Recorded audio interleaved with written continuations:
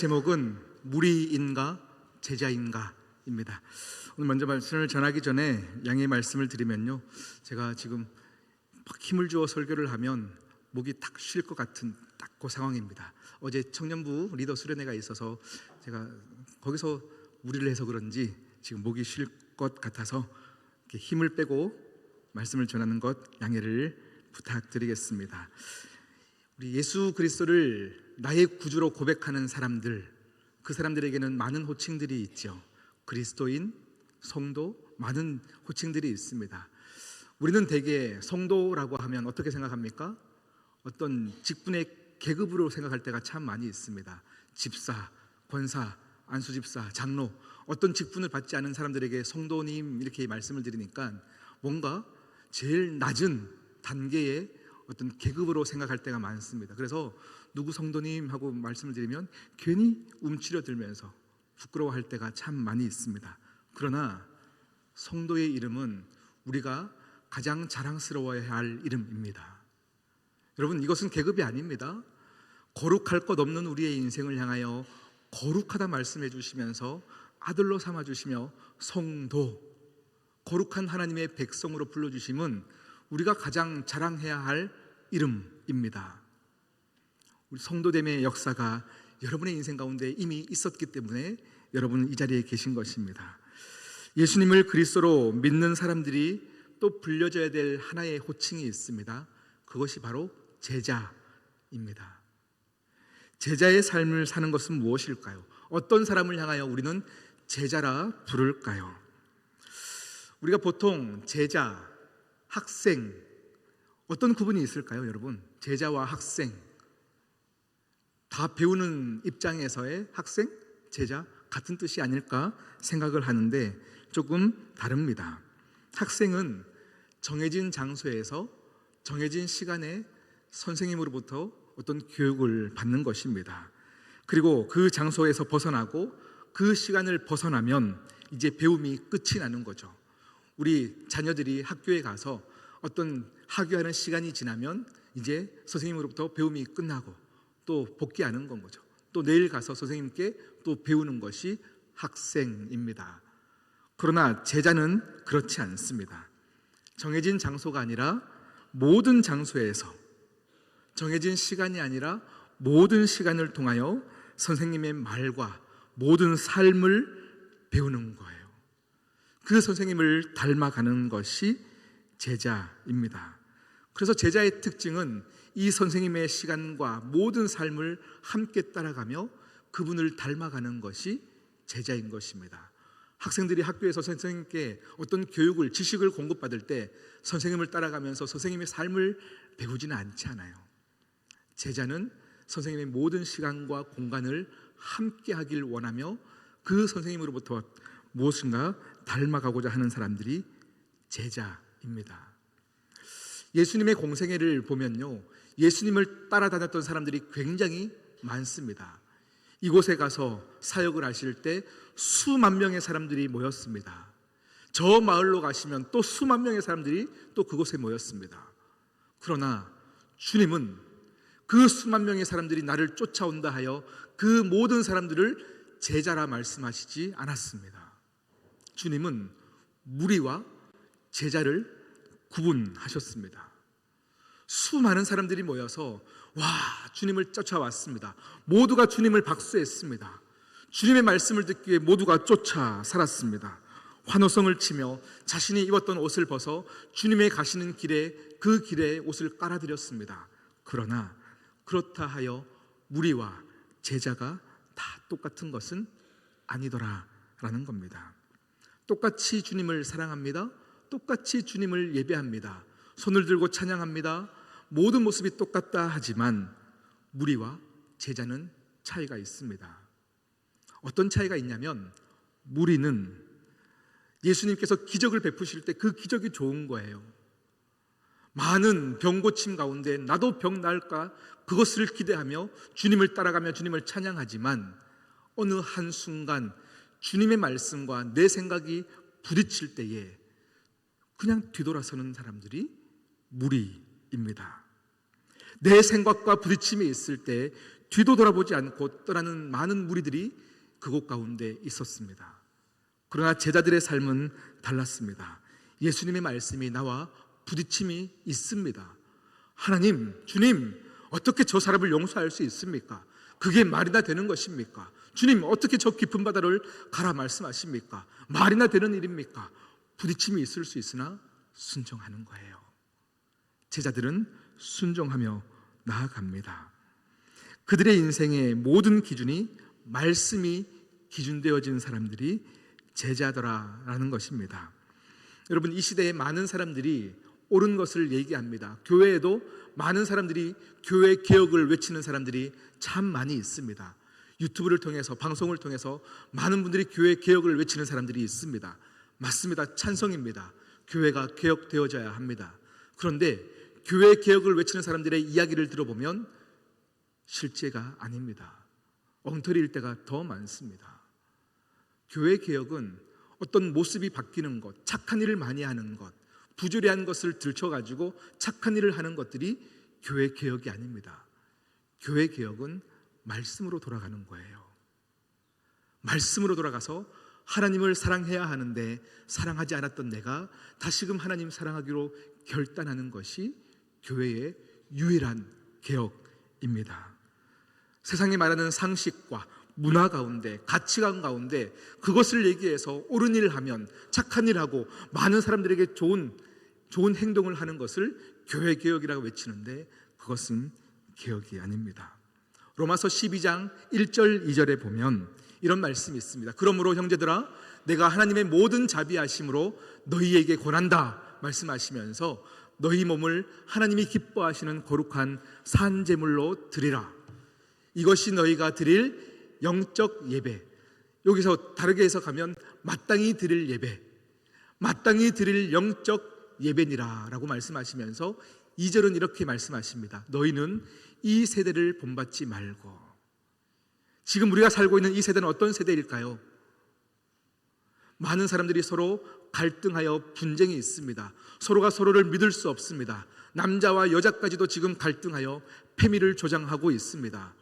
지금 수천 년 동안 여자들이 사랑을 받지 못했습니다. 자신의 이야기들이 옳지만 많은 이야기들이 다 묶여졌습니다. 시스템적으로 많은 사람들이, 여성들이 손해보는 그런 상황들이 있었던 것은 사실입니다. 그런데 갈등하여 분열하면 그들이 억울했던 것들이 다 풀릴까? 그게 아니라는 거죠. 이 패역한 시대에 많은 사람들이 갈등하여 미워할 이유들을 찾아가는데 그럴 수밖에 없었던 이유를 보듬어 주는 거예요. 사랑하는 거예요. 그래서 함께 더 섬기는 모습으로 가지 않고 미워하여 갈등하게 하는 것은 이 패역한 시대의 모습이다라는 겁니다. 이 세대를 본받지 말라. 이 세대를 본받지 말고 하나님께서 기뻐하시고 선하신 그 뜻이 무엇인지 분별하는 것이 우리가 해야 될 제자의 모습이다. 할렐루야. 우리 주님께서 이 땅에 오셨을 때 두 가지 목적이 있으셨어요. 첫 번째 목적은 무엇이냐면 죽은 우리를 구원하시기 위함입니다. 가능성이 전혀 없던 우리를 구원하기 위해서 이 땅에 오셨습니다. 그래서 우리로 하여금 우리의 모든 죄의 짐을 주님께서 다 끌어안으시고 십자가 위에서 죽으심을 통하여 우리에게 새 생명을 주시는 것이 주님이 이 땅에 오신 목적입니다. 그리고 두 번째 목적이 있습니다. 주님이 이 땅에 오신 두 번째 목적은 무엇이냐면 십자가 사건을 통하여서 이루어진 이 기쁜 소식을 땅끝까지 전해야 되는데, 복음을 알지 못하는 사람에게 전해야 되는데, 전할 새로운 하나님의 사람, 제자들을 양육하는 것입니다. 그리고 그 제자들의 손에 이 복음을 지켜주면서 땅끝까지 이르러 내 증인되라 사명을 주시기 위해서 주님이 이 땅에 오셨습니다. 우리 사랑하는 시온성교회 모든 가족들은 주님의 이 두 가지 목적을 다 내 마음에 새기는 제자 되시기를 축복합니다. 어느 곳으로 가도, 누구를 만나도 저 사람이 복음은 들었을까? 예수님의 소식은 알까? 이것이 궁금하여 그들에게 다가가 겸손하게 그들에게 복음을 전하는 거예요. 어떻게 복음을 전해야 될지 모른다면 그냥 오늘 식당에 가서 밥이 너무 맛있네요, 칭찬해 드리는 거예요. 혹시 교회 다니세요? 교회 다니셔야 합니다. 이 한마디를 하더라도 여러분의 표정을 통하여, 행동을 통하여 복음은 사랑으로 전해지는 것입니다. 할렐루야. 우리는 주님의 목적을 이루는 자입니다. 그렇기 때문에 우리는 무리가 아니라 제자여야 합니다. 오병이어 사건을 주님께서 기적을 베푸시죠. 많은 수많은 사람들을 먹이십니다. 그리고 많은 사람들이 주님을 향하여 열광합니다. 저 사람을 나의 임금으로 세워야 합니다. 우리나라의 임금으로 세워야 합니다. 주님을 찬양합니다. 제자들이 주님이 나의 구주이십니다와 굉장히 비슷해 보이지만 아니에요. 달라요. 오병이어 사건을 통하여 무리들이 하나님 예수님을 칭송할 때에 그 칭송함을 성경은 뭐라고 얘기하냐면, 저희가 떡을 먹고 배 부른 까닭에 예수를 임금으로 삼고자 하여. 무리들은 내가 배부르면 주님을 따릅니다. 그러다가 내가 조금 손해가 나면 떠나는 것이 무리입니다. 그러나 이 무리들 가운데 제자들이 함께 섞여 있을 때에 마태복음 14장 22절은 이렇게 말씀하고 있습니다. 함께 읽어볼게요. 시작. 예수께서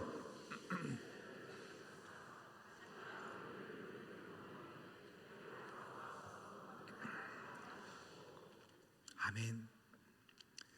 무리들과 함께 섞여 있는 제자들에게 주님께서 재촉하시는 거예요. 얘들아 빨리 일로 와, 빨리 일로 와. 이제 너희들은 빨리 배를 타 하고 재촉하시며 제자들을 배를 태우십니다.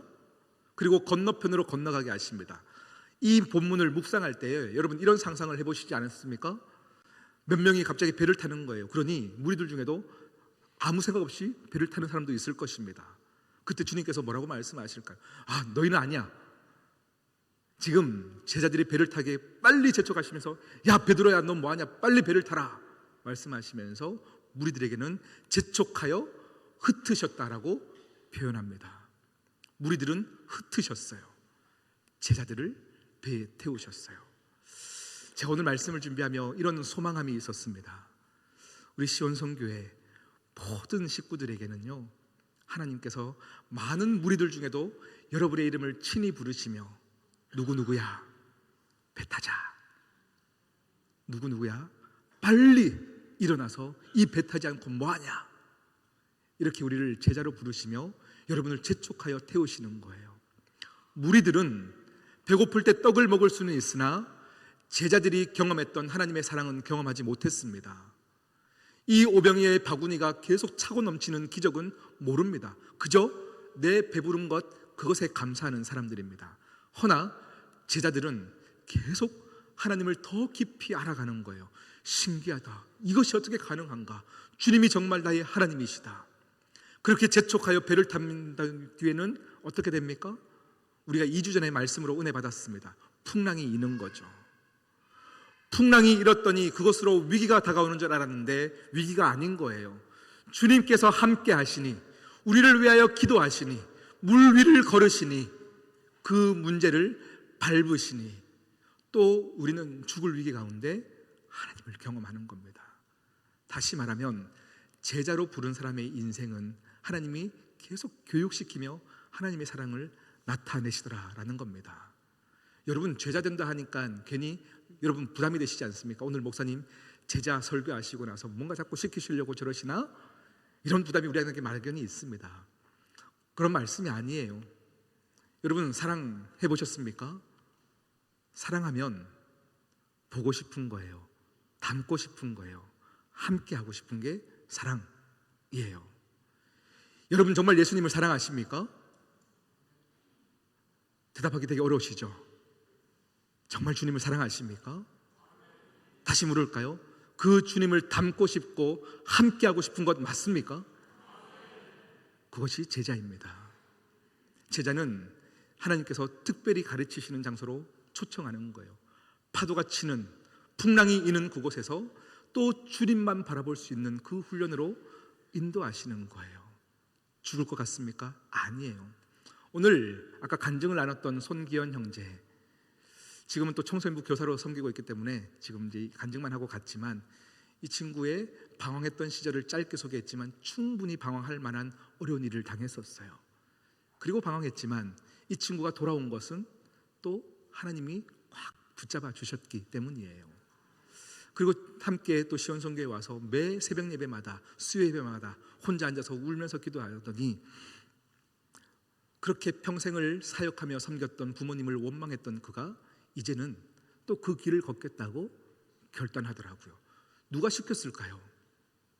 이거 그냥 주님이 시켜서 속아서 또 사역을 하는 걸까요? 아니에요. 정말로 하나님의 사랑을 경험하면요, 그 사랑에 감격하여 그 자리에서 눈물로 흘려 기도할 때에 하나님께서 이것이 가장 귀한 것임을 그 친구에게 보여주시는 건 거죠. 그렇게 하나님을 위해 살아가는 제자된 모습이 우리의 인생과 여러분의 인생 가운데 있기를 축복합니다. 이번 주에 제가 어떤 한 분을 만났습니다. 그분을 만났더니 교회를 다닌 연수가 수십 년 되었다고 자랑하더라고요. 수십 년 된 걸 자랑하면서 나는 더 빠지지 않기 때문에 하려고 세례를 안 받았대요. 가슴이 아팠습니다. 그것은 제자의 모습이 아닙니다. 우리가 뭔가 예전에 이런 말씀이 있었습니다. 기도원 갈 때 괜히 은혜 받고 목걸이 다 빼고 올까 봐 귀걸이 목걸이 다 빼고 기도원 가라, 뭐 이런 얘기들을 하시더라고요. 여러분, 하나님께서 강도가 아니십니다. 도둑이 아니십니다. 여러분에게 그렇게 많은 것을 앗아가시는 그 주님이 아니십니다. 주님은 우리에게 차츰차츰 그냥 하나님을 사랑하게끔 만들어 가시며 그 사랑의 감격 가운데 살아가게 하시는 분이 우리 주님이십니다. 주님께서 지금 이 무리들과 제자들이 섞여 있을 때에 낮에는 참관 수업을 통해서 제자들을 양육합니다. 얘들아, 잘 봐라. 내가 어떻게 아무도 돌봐주지 않는 고아들과 과부를 위해서 내가 어떻게 그들에게 손 내미는지를 봐라. 귀신 들려서 저렇게 힘들어하는 사람에게 내가 어떻게 대하는지를 잘 봐라. 정말로 주님께서 참관 수업을 시키신 후에 이제 무리들과 구분지어 밤에는 제자들만 함께 불러 실질적인 교육을 하시는 거죠. 그때 그 사역은 어떤 의미가 있는지, 그래서 내가 원하는 사역은 어떤 것인지. 여러분, 하나님을 더 사랑하는 것은 속는 것이 아니에요. 정말로 하나님을 사랑하면 여러분의 인생 가운데 가장 좋은 것을, 가장 귀한 것을 주시고자 하는 하나님의 마음을 여러분 꼭 기억하시기를 진심으로 바랍니다. 무리들은 찬양할 수 있으나 내 인생에 무엇인가 문제가 찾아오면 바람에 나는 겨와 같다라고 말씀하고 있어요. 뒤도 돌아보지 않고 떠나는 거예요. 그러니 주님께서 제자로 부르신 이유가 뭡니까? 지금 당장에 이해가 되지 않더라도 나를 따르는 이에게 내가 가장 좋은 것을 주겠다 말씀하시며 제자의 자리로 우리를 초청하고 계시더라 라는 겁니다. 여러분, 구경꾼이 되시면 안 됩니다. 이사야 1장에 보면 하나님을 예배하러 오는 그 백성들에게 너희들은 마당만 밟을 뿐이다 라고 말씀하십니다. 물이 되어져 가는 것, 주일에 한 번 교회 와서 예배를 구경하는 것, 그것은 무리입니다. 우리의 인생은 하나님께서 기뻐하시는 제자의 모습으로 나아가야 합니다.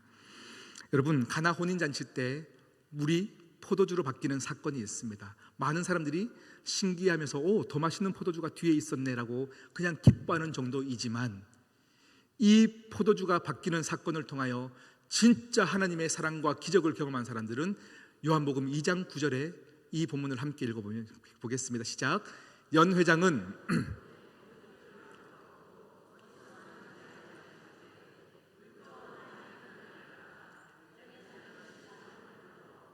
누가 안다고요? 물 떠온 하인들이 아는 거예요. 물을 길러서 저 항아리에 넣으래요. 말도 안 되는 일이지 않습니까? 물을 넣었다고 뭐가 바뀌겠습니까? 내 생각과 상식으로는 이해 안 됩니다. 그러나 순종하는 자들에게 하나님께서 주시는 선물이 뭡니까? 하나님을 아는 거예요. 야, 하나님 살아계시구나. 오늘 허덕이며 내 인생을 내가 주인인 것처럼 살아가고 있는 여러분의 인생 가운데 하나님께서 제자로 불러주시는 이유는 여러분의 모든 방법을 동원해도 해결되어지지 않는 그 문제들 가운데 순종하여 나갔더니 하나님 살아계시구나를 깨닫게 하기 위하여 제자로 부르시더라. 할렐루야. 물 떠온 하인, 순종하는 하인들이 알더라. 여러분의 인생이 하나님을 알아가는 인생이 되기를 진심으로 축복합니다. 그러며 함께 여러분의 이름을 친히 불러주시면서 초청하시는 그 위대한 부르심, 그 부르심이 여러분에게 있기를 원하는데, 오늘 우리 읽었던 본문이에요. 마가복음 8장 34절 한 번 더 읽어볼까요? 시작. 무리와 제자들을 불러 이르시되 누구든지 나를 따라오려거든 자기를 부인하고. 제자가 되기 위해서 두 가지를 말씀하시는데, 첫 번째는 자기를 부인하고, 두 번째는 자기 십자가를 지고. 자기를 부인하는 것은 무엇일까요? 여러분의 일상적인 여러분의 삶 가운데요, 내 정욕과 내 뜻대로 하고 싶어서 내 화 가운데 막 내 뜻대로 하던 것들 안에 이제 주님을 사랑하여서 주님 때문에 다른 선택을 하는 것, 이것이 자기를 부인하는 거예요. 어제 저녁에 청년 리더들이 수련회를 가졌습니다. 토요일 가장 피크의 시간, 모두가 데이트하기 바쁜 그 시간에 청년들이 수시간 동안 모여 기도하고 예배하고 하나님을 찾는 그 은혜의 시간, 그 자리에 갔는데 눈빛이 너무 살아있더라고요.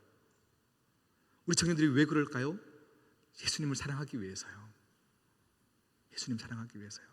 제가 어제 그 수련회에 참석하여 우리 교회는 하나님께서 제자로 삼으시는 다음 세대로 계속 연결함이 있구나 감사하였습니다.